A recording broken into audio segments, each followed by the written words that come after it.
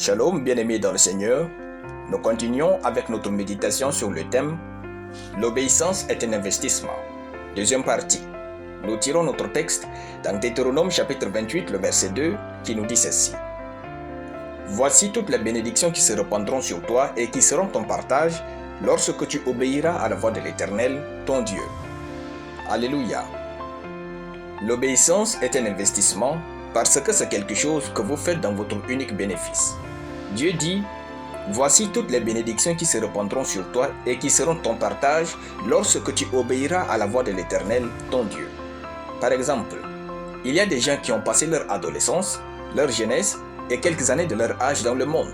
Une fois chrétiens, ils vivent comme ils veulent, ils viennent à l'église selon leur humeur, ils ne servent pas Dieu, etc. Après 30 ans de leur vie, ils veulent les grandes percées, le mariage, les grandes bénédictions de la part de Dieu. Frères, ne tombez pas dans cette folie. À quel moment de votre vie avez-vous investi pour vouloir autant récolter?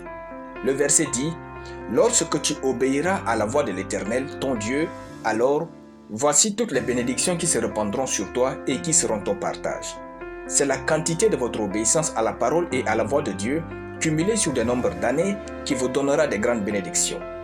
Frères et sœurs, ne vous y trompez pas, on ne se moque pas de Dieu. Ce qu'un homme aura sémé, il le moissonnera aussi. Galates chapitre 6, le verset 7.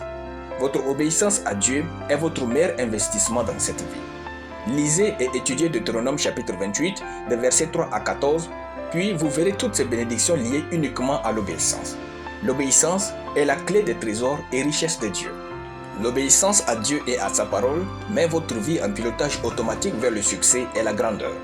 Vous n'êtes pas fatigué de toujours travailler plus pour avoir plus.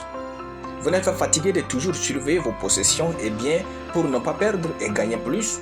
Pourtant, si vous marchez dans l'obéissance à la parole de Dieu, la parole elle-même, les anges, l'onction, la grâce, la faveur, le Saint-Esprit travailleront pour vous seuls. Aussi, Dieu permettra à vos ennemis, vos démons et à Satan de travailler dans votre intérêt absolu.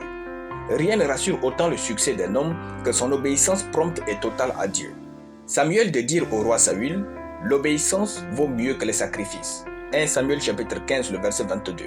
Votre obéissance à Dieu va vous faire gagner des années de sacrifices, vous priver des combats inutiles et vous faciliter la vie à tous égards. Alléluia. Nous allons prier. Père glorieux et tout-puissant, je te rends grâce pour ta parole. Je déclare que je vis dans l'obéissance absolue à Dieu au nom de Jésus. Amen. La lecture biblique en une année, Psaume chapitre 71 à Psaume chapitre 75. Soyez bénis, c'était le pain du ciel.